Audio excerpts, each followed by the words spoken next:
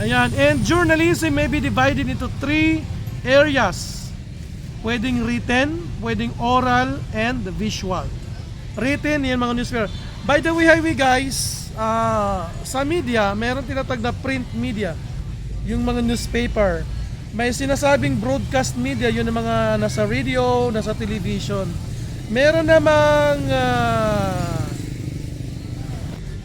ayan guys, merong print, merong broadcast radio, and merong television. Pero sa panahon natin ngayon guys, dahil uso na talaga ang social media, more on social media na tayo.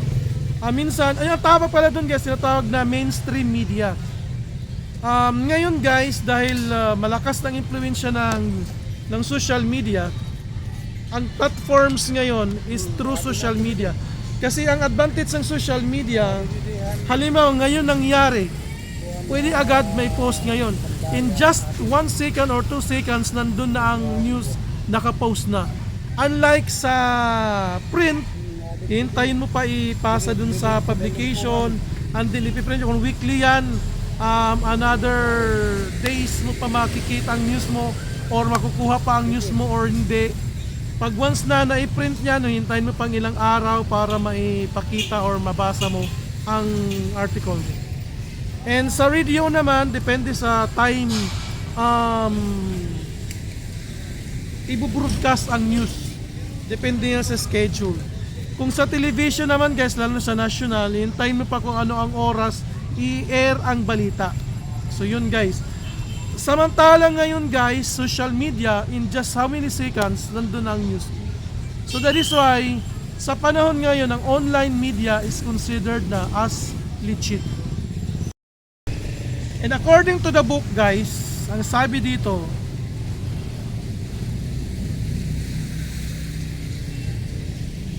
a magazine on the other hand prints more features and human interest, stories, a special cover, usually with a big cut on it, and is often printed on book paper. If ever news is printed, it is brief, featured, and found in inside pages. Ito pa guys. Periodicals, brochures, journals, books, and graphic arts are classified under print media. Print guys yung sinabi ko kanina. Radio falls under oral journalism, while television, movies, documentaries are under visual journalism.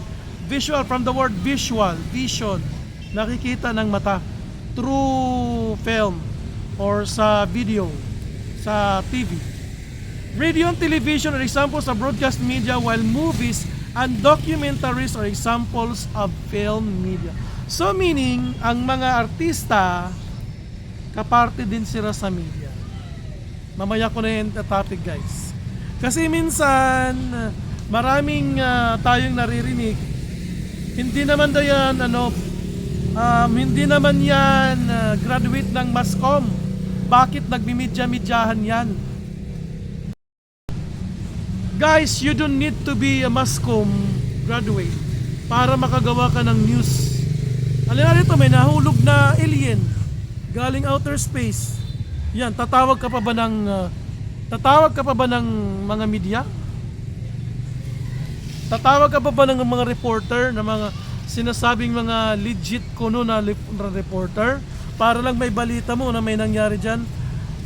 Videohin mo yan, picturean mo yan, i-post mo yan, at least mayroong mga detalye. Sinasabi ko kanina yung what, nahulog na alien from outer space, ngayong oras, alas 4:20 ng hapon, October 30, 2025 dito sa Imelda Park. So kompleto ng information mo. That is news. That is journalism. Diorna, meaning event sa isang araw. From the word diorna.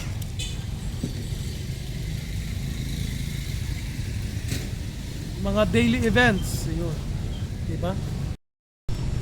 Now, bakit ko ini-emphasize yung ganito? Kasi sa social media kasi guys, halimbawa, kami mga reporter, di na namin kaya tumawid ng daram. Meron akong kaibigan, taga-daram, speaking. Yung video niya tungkol sa baha, kinuha ng taga-national television, binalita. credit sa kanyang pangalan. So hindi na kailangan bumaba pa yung mga taga national television para kumuha ng balita na pumunta sa isang lugar. So pwede ng tayo na mga ordinaryong tao o kahit sino, pwede maging kaparte ng media. You need to graduate mass comm or journalism yan dyan. Basta ang importante lang, alam mo kung ano ang gagawin mo. Again, kunin mo lang yung information, yung what, saan, when, where, kailan, saan, who, sino. Yun, kailangan mo yan, meron kang detalye guys. Para halimbawa nagtatanong, may pinsan ako dun sa Legazpi.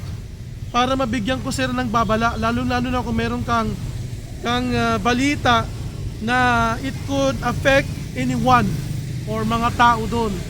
Halimbawa nagkaroon ng sunog, halimbawa lang sa lugar, may pinsan ka na nandun, at least matawagan mo kaagad na nakita mo yung news. Kumusta ka dyan? Yun ang balita guys. Hindi mo na kailangang tumawag yung mga media na nandun, yung mga sinasabi nyo, mga sinasabi natin mga legit para lang makapagbalita. Pwede ka mag-post.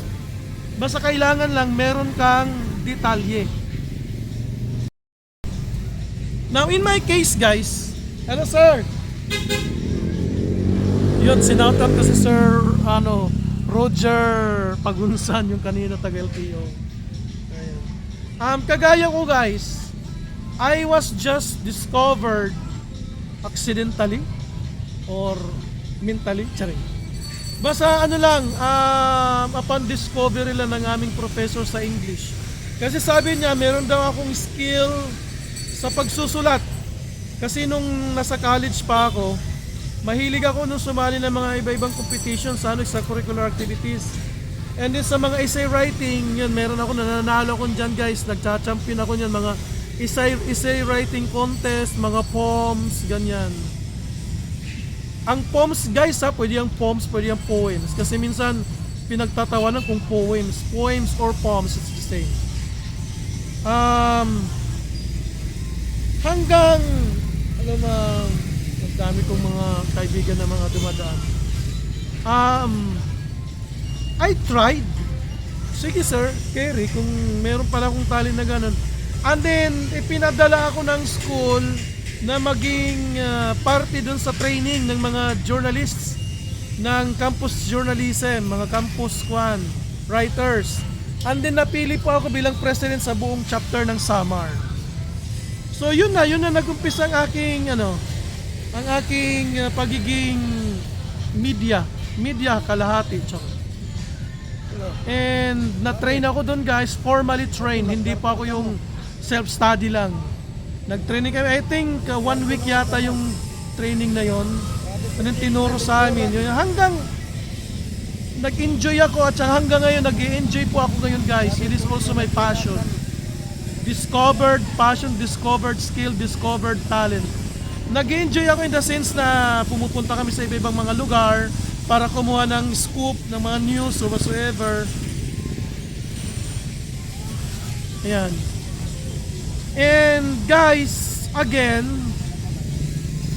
meron tayong batas regarding that. Babasahin ko lang Bill of Rights guys.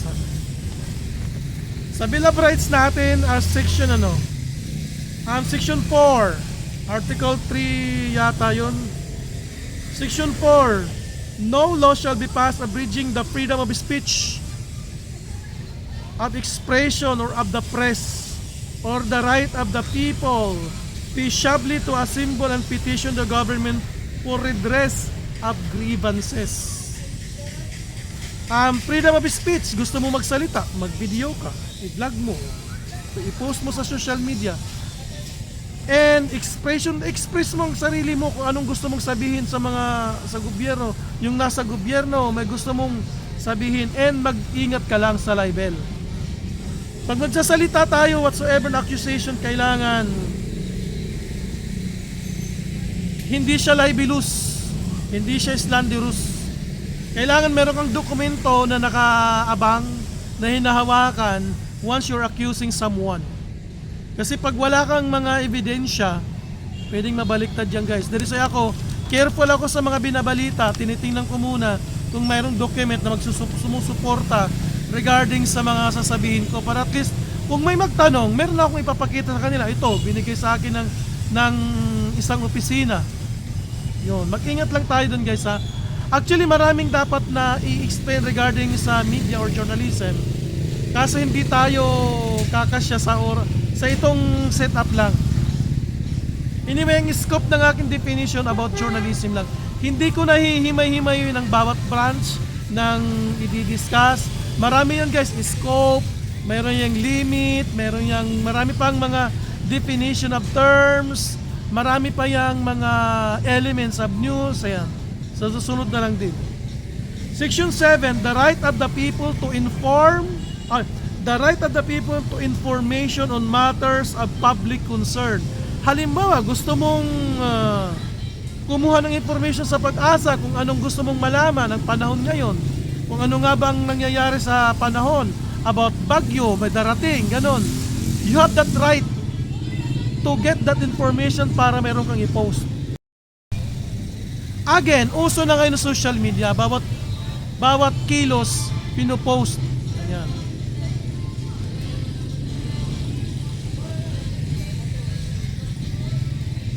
Access to official records and to documents and papers pertaining to official acts, transactions or decisions, as well as to the government research data used as basis for policy development shall be afforded the citizen, subject to such limitations as may be provided by law. So, yun. Hala, nag-investigate ka sa isang bagay. Gusto mong kunin ang isang data or information, you can, as a citizen of this country, meron tayong karapatan. And we are protected by the law. Batas na mismo ang nagsasabi, batas na mismo ang umuutos, nag-uutos na pwede.